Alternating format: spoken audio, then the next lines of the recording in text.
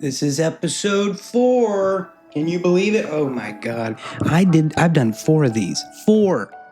I've talked to myself for at least 4 episodes. Well, that's good to know. At least that if I ever get bored, I can just talk to myself. Listen, I'm okay with it. I'm okay with you being here. I am okay with just talking to myself. Listen, I have decided that if I make it to 10 episodes, okay, I'm going to go on is it Upwork or one of those job sites where you can hire somebody for a couple bucks, and I'm going to commission me a theme song for the pod. That's right. I'm gonna do it. But I have to make it because I am a known, and this is episode 1. I'm a known abandoner of hobbies. Okay.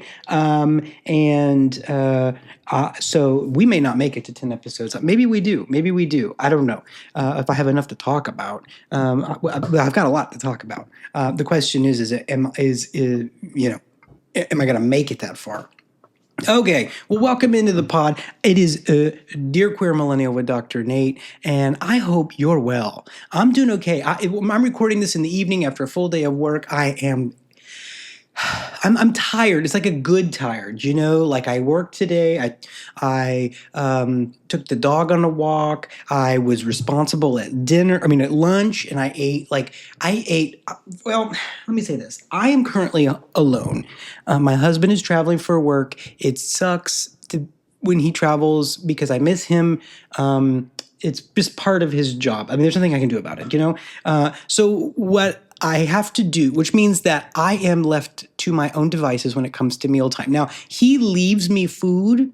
Make no mistake. My husband cooks, and he cooks, I think, very well. I actually prefer his cooking over anything, eating out or anything. I'll eat whatever he makes. And he cooks for me, and he leaves me a couple days worth of meals. Problem is, I don't eat at proper meal times while he travels, and so I find that I eat up through those. I eat what he prepares, so within 3 days. Okay, he made food for me, and he's been gone a day and a half, 2 days. So I'm out of food. So I had to go to the store yesterday and buy me some. Well, I like to think that they are a higher quality lean cuisine than, say, your normal freezer section lean cuisine, because these were in the refrigerated section of the HEB. Which, can we just give standing ovation, round of applause for HEB? Okay, if you're in Texas, you know exactly what I'm talking about. And if you're not in Texas, well, you're lucky. But there are a few good things about living in Texas as a queer person, and I'll tell you HEB is one of them. Is HEB ally? I don't know. I need to look into this. I need to look into and investigate if HEB is at the very least neutral. Can we there should some places that should be in that space between North and South Korea, the demilitarized zone. Some places should just be we have HEB has got to be, if it's not queer friendly, it has to be at least neutral. Please, God, no. Now I'm spiraling, because what happens if HEB is not queer friendly? Where am I going to get my overpriced lean cuisines? I had, what did I have? I had buttered chicken, okay, and it was all right. If I'm being honest, it was all right.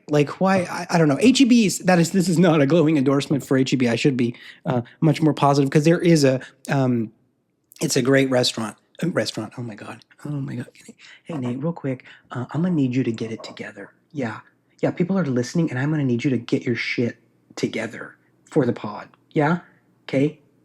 Yeah, great. Okay, we're back. Listen, HEB is a great grocery store, I think. And I have a hurricane story about HEB that I can tell sometime. But anyway, so I got me these lean cuisines.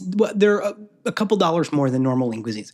And that's what I'm eating. I made a good decision. I ate a proper meal at lunchtime. I had a good full day of work. I'm feeling good. I got the Coke Zero here. Okay, we're going to open it.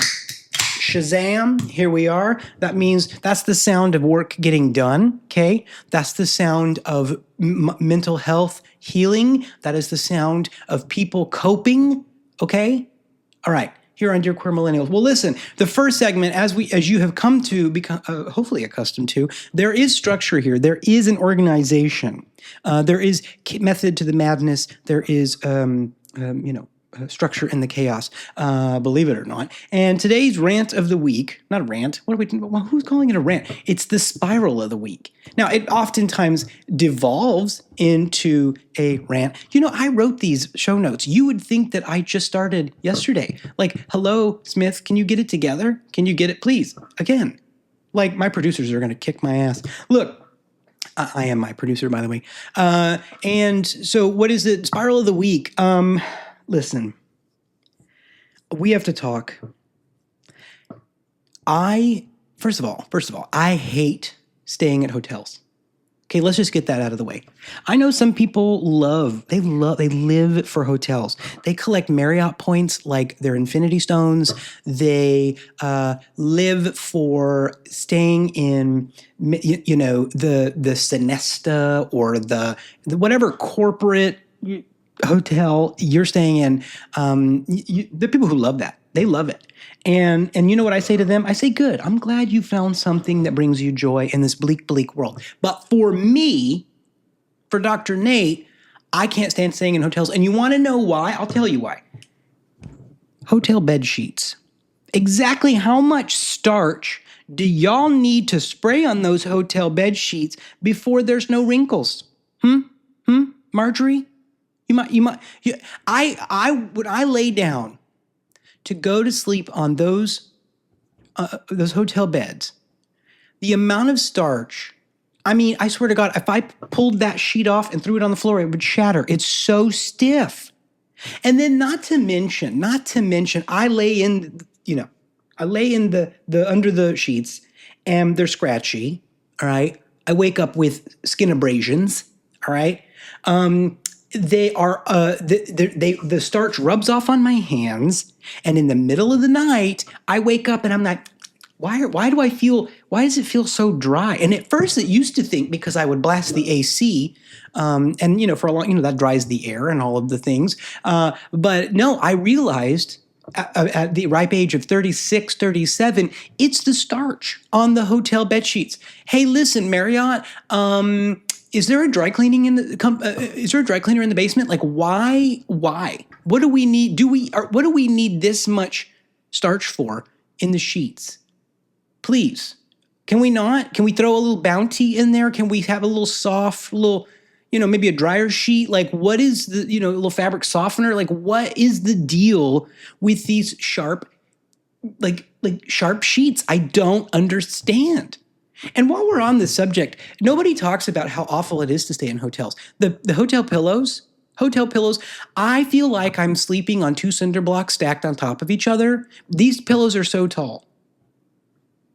Like, honestly, is there like three infants and a toddler stuffed in this pillowcase? Like, what is going on? Why do I wake up feeling like I made the I don't know face the whole night? Why do I feel like I was looking at my friend like, are you sure? For 6.5 hours. And I've got a crick in my neck. My shoulders hurt. My back hurts. My skin is dry. I have skin abrasions from how absolutely sharp and stiff the sheets are.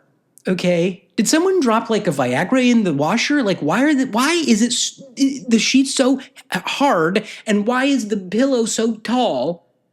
Like, I don't understand.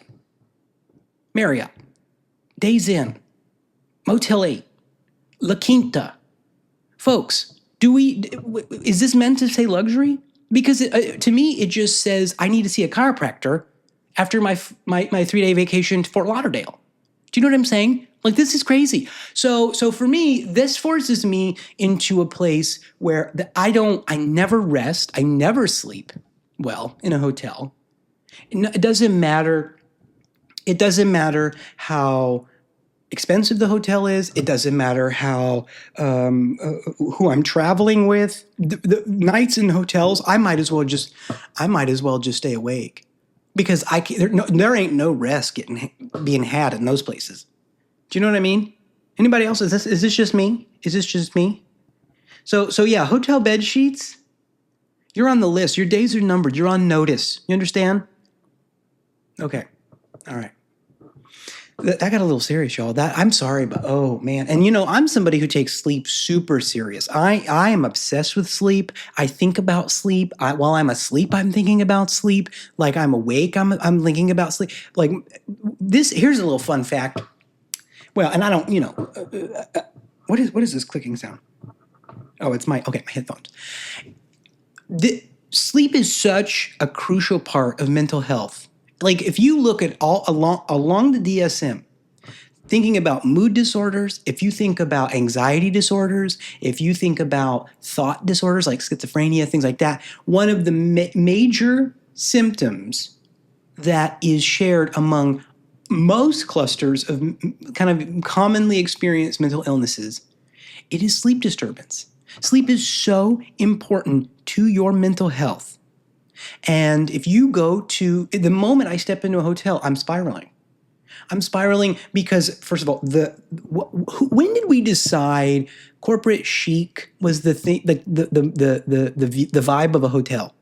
Like, why does it feel like I'm getting ready to meet with the cast of Suits walking into this lobby? Do you know what I mean? Do you know what I mean? This is crazy. Like, so the vibe is already off. There's nothing relaxed or calming about being here in the lobby. And then you take the elevator up 17 flights of floors, excuse me, and you're scared to death. I'm so anxious that I will lose my key, my little plastic key card. I hold on to that with more vigor and more attention than I do my own passport, my own birth certificate. I don't know where my birth certificate is, but you want to know what? If I'm staying in a Marriott, I have a photographic memory of where I put that hotel key card. Sure do. Yep. So there's nothing comfortable about it. I'm spiraling the moment I walk into a hotel. I'm prone to anxiety, sleeplessness, feeling anxious the moment I walk in. 2 days I stay in a Marriott. It takes me a week and a half and 3 therapy appointments to feel better after I get home. Do you know what I'm saying? This is crazy to me. Am I the only one? I mean, there are people who like hotels. They like the does anybody else feel like the housekeeping staff, like you don't want them to think you are messy? Ooh, room 701, boy, I'm cleaning up after me and my husband before we leave. I'm making sure the towels are in a pile by the door. I'm making sure the floor is dry in the bathroom. I pull the blankets over the bed because I'm scared to death that the cleaning people, the cleaning crew, are going to judge me. And they're going to go down and they're going to like, hey, by the way, room 701, a disaster. Absolute disaster. Double charge their credit card. Do you know what I mean? Is this resonating with anyone? Okay. So there's the spiral of the week, folks. As you know, we have fictional letters from fictional listeners, and that today is, of course, no different. We are going to hear from Sheree from today. Says, Dear Queer Millennial, I'm writing this in the Notes app of my phone on a Sunday night, which feels like the right time to confess something. I'm lonely. Not, I want a boyfriend lonely, more like, does anyone really see me lonely? I have friends, I have people I text, I even have plans next weekend. But still, I go to bed most nights with this weird ache I can't explain, like I'm just passing time. And sometimes it feels like the older I get, the less anyone really checks in. We all just assume everyone's fine, tired, or busy, and we are most of the time, but I'm missing being known. I don't want to sound melodramatic, but I'm scared. I've gotten too good at being alone, too good at not needing people, and I think it's starting to scare me. So, how do I stay open to connection without feeling desperate? How do I ask for more without sounding like I'm falling apart? Thanks for listening. I don't say this stuff out loud to anyone. Sheree from Wilmington, North Carolina. Well, Sheree, this was a heavy one. These letters are starting to get a little heavy. Nate, you write the letters. Is this a cry for help? No, it's not a cry for help. But it is an interesting thing that millennials do experience. I think I certainly have as a millennial. Sheree, there's this, like, I have a wonderful life. I have a wonderful partner whom I love and adore. I have wonderful family. I have a great relationship with my brother, and I'm building relationships with my other siblings slowly but surely. But I have friends, but there is this little kind of underlying peace, right? You're just kind of like, maybe when you're sleeping, when you're awake at night in the hotel room on that pillow that's too tall for your neck, you're thinking, what is this about? Am I truly alone? Oh, now we're getting existential on the pod today. I think this is a facet of getting older. I really do. I really think that as we get older, we start to recognize, because so much of the early parts of our life are just like, not for everybody, of course. There are exceptions, but a lot of times there's a lot of concern sent our way, particularly in our younger years, right? Like parents are worried about us, or caregivers are worried about us. Teachers, the so-called government.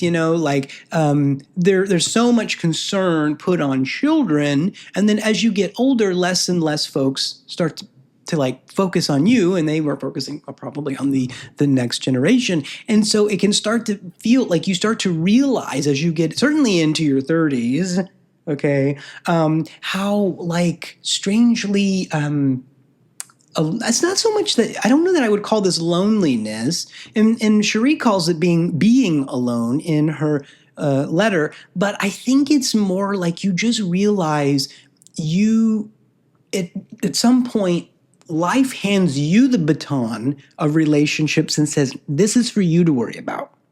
This is for you. We gave you the first however many years of your life, 20, 25 years. I mean, and again, this isn't, not everybody has this experience, but in a general sense, like, most of like you hit your mid 20s, maybe early 20s, and people start kind of backing off.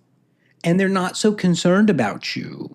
Because there's this, especially in the United States, there's this belief that you need to pull yourself up by your bootstraps. There's that rugged individualism, very Western culture of individuating,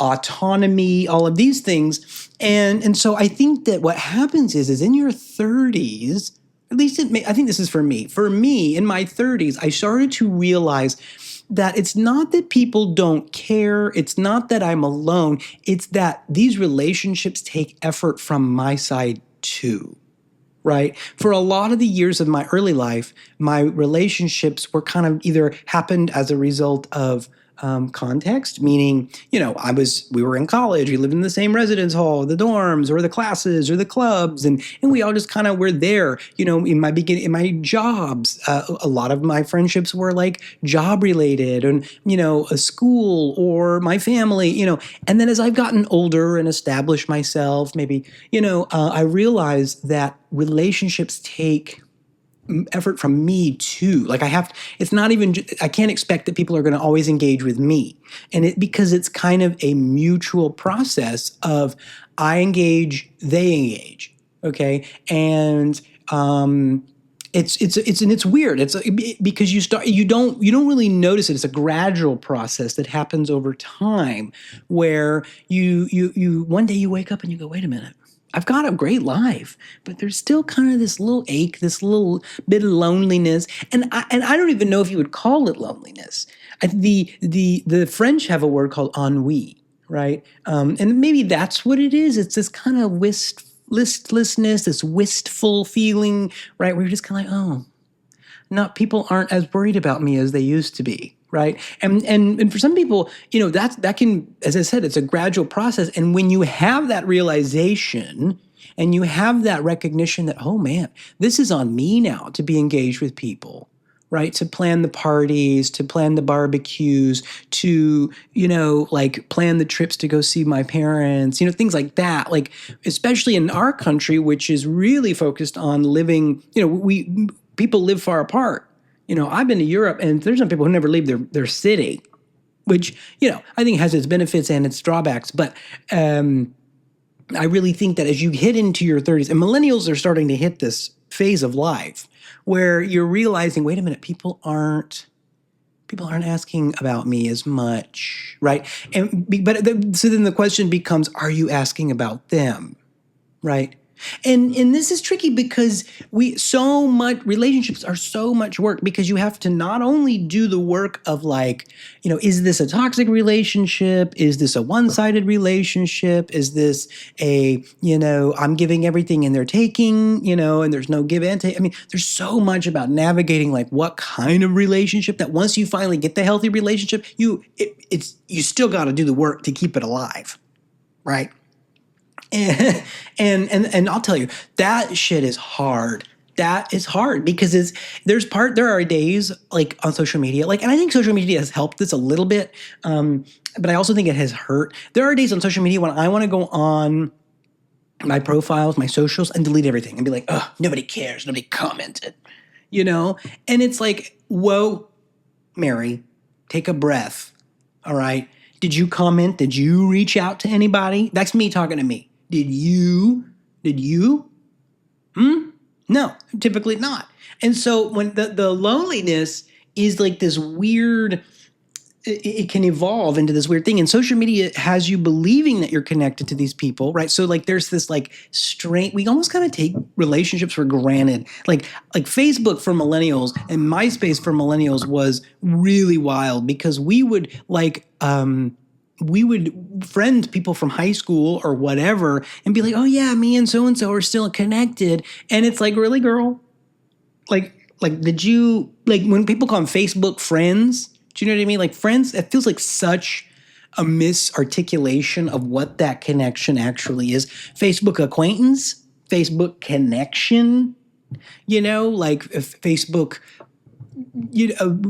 I don't even know what other word you would use, but like, there's this sort of misnomer there where it's like, yeah, even like the word followers, right? Are these people your followers, or are they just like, you know what I mean? Like, are you in their feed? Like, especially now with the algorithm feeds, like TikTok was probably the first social media that I used that had an algorithm as the feed. Okay.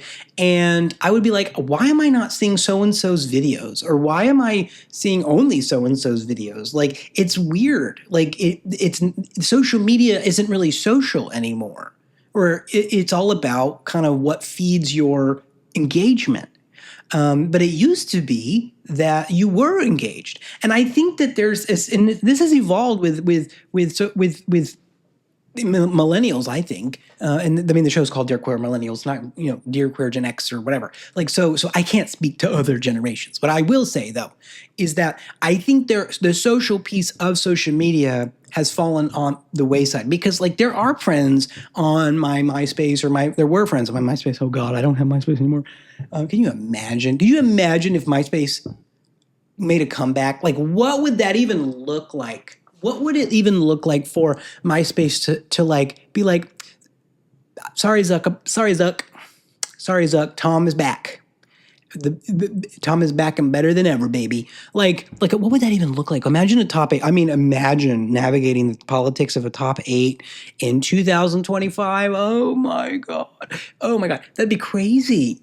But anyways, look, so you're back in, the socials with the algorithm feeds. Social media is no longer social per se, because back in the old days when Facebook was more about like who is posting, like the chronological timelines and all of the things and the feeds and that. And I don't know about Twitter. I never got into Twitter. I could just not. Like, I just never got into it. And I will never call it X. Listen, Elon Musk, you hear me? Look at me. Okay? I will never call it X. I will never. Okay? All right. The thing is that when I remember, like when I would have like a friend from high school, like would post it, oh my God, I'm getting married. Oh my God, I'm having a baby. Like, and the chronological timeline, like you'd comment or you'd send them a message or whatever. And like, there was like this engagement piece with the actual person. Right. I mean, and now with all the algorithms and like the engagement driven kind of social media experience, it's not the same. Like and maybe that's why I'm like wanting to delete. I have been wanting to delete my Facebook for years. Oh my God. I can't even tell you. Like there are photos. I mean, and then I've like I go, sometimes I'll go in there and start deleting things and be just like, I'm done with this. And honestly, I don't even know why I still have Facebook. Like I used to be an avid Facebooker. Oh man, I would crack jokes. I mean, that was like that was the main stage of RuPaul's Drag Race for me. Like I was cracking jokes, I was posting memes, I mean, I used to do funny little skit, all of it, all of it. And then like, I don't know, maybe it was because it was more algorithm driven and like it just was like a lot of bots and a lot of like ads and like what it was like a lot of, oh my God, like the Facebook groups, y'all. I have a neighborhood Facebook group that is wild. Like, oh, it is like this we ought to that should be a segment on the show, like snapshots of Nate's neighborhood Facebook group, because like most of the time it's like, oh, the power went out, oh, trash day, oh, we're having a yard sale, cute stuff like that. Like, okay, thank you. But occasionally you will get somebody on there who will just start ringing bells and start just be the biggest shit starter, or what they call shit posting. Like, just like, what are you doing? And people engage it. People engage it. Like Deb, the head of the HOA, will fully get on there. And let me tell you something. Nobody power trips harder than a Facebook group moderator. Do you know what I mean? And especially a Facebook group moderator for a neighborhood Facebook group. Oh no. You have not met. I've looked into the eyes of the devil himself when I'm trying to post in a Facebook group, like a neighborhood Facebook group. Like these people really, really need support. They need help. Those people are struggling because the level of like power, the level of control, like, listen, Debbie, I'm just trying to ask when the trash goes out. Like you saying to me, hey, you need to use the search bar. You need to bleep, bleep, bleep, bloop, bloop. Like, girl. I pay my HOA fees. I'm a post on the HOA Facebook group if I want to. And what's even better than the HOA Facebook group or the neighborhood Facebook group is that when somebody gets banned and they're like, well, clearly I'm not allowed to speak my mind in this group, so come on over to such and such. It's like the neighborhood Facebook group uncensored or after dark. And you're like, oh my God, these people are so wild. And like they will get on the neighborhood Facebook group uncensored, okay, and talk shit about the people in the other neighborhood Facebook group. And I live for it all. I will read it all. I scroll it like it is the New York Times. Do you understand what I'm telling you? These people are wild, and they will get on there, and there are real vendettas. There are real grudges formed in y'all get hung up on like Real Housewives drama. Girl, get into a neighborhood Facebook group and watch the drama unfold. Do you understand what I'm saying? Like, this is crazy. Like, what is a good example? Like, some people, like in our neighborhood, we have rules against political signs, okay? And it doesn't take much to tell you. You know who is a big in my neighborhood, okay? We don't need to talk about who we shall not name him, but he is big in Texas. Okay, he is big where I live, but there are rules against posting political signs after the election, and they're people who drive around your neighborhood, and if you got political signs out after the voting day, girl, God help you. God help you. You better get the Pope on the line and start praying for you, because these people are coming for you, honey.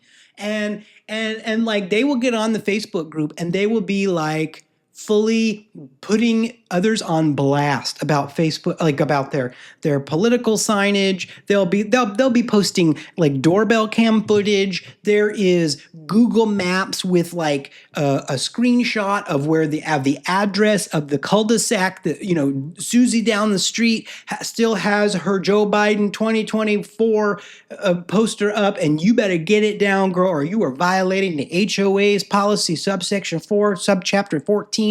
Like, it is crazy. It is crazy. So Yeah, yeah. Like Facebook, I want to delete my Facebook. I'm so done with social media. Oh my God. Like I'm trying to get a little socials for the pod. It's just me. I need an intern. Anybody, like we will be posting a job, and a wanted, was it, help wanted ad for an intern for the pod because girl, this is too much. I can't like, and I was trying to post the social, like build the socials, get an Instagram page, post little clips, get a little something, something going for the pod. And like I look and I'm just like exhausted. I can sit here and talk on the mic all day long. I can talk to you about mental health. I can talk to you about the moon, man on the moon. It doesn't matter. It doesn't matter. But like you asked me to put something on social media and I am fully like exhausted at the thought of it. Like it may or may not get posted. Like that was the reason why when I was trying to do self-publishing, I couldn't do it.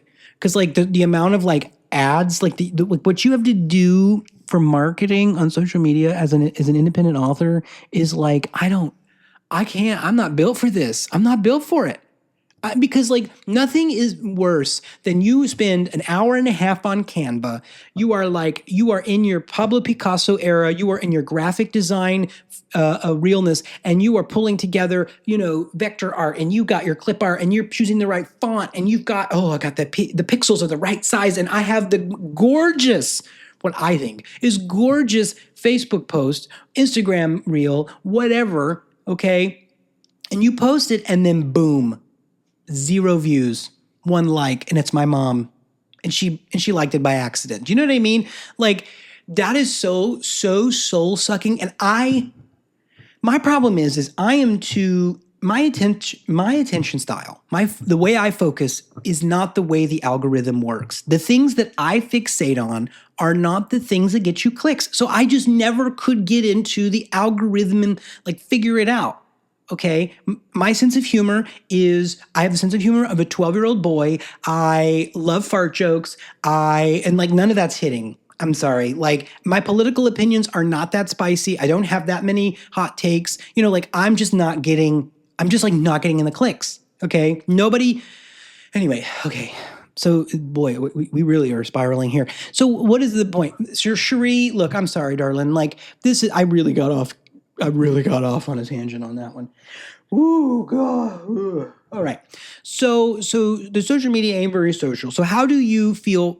How do you like engage that feeling of loneliness in, this experience? And like a lot of it is you just got to reach out. You got to reach out to the people you care about and the people that care about you. Like you just gotta. And it sucks sometimes, and you're just like, I don't want to. Why don't you care about me? But like, this is the thing. We got to put on our big girl boots. All right, our big girl boots, and we got to reach out. We got to reach out. People want to hear from you, and I'm talking about the people that actually care about you, the people that will actually respond to your text, the people who you send TikToks to and actually watch them.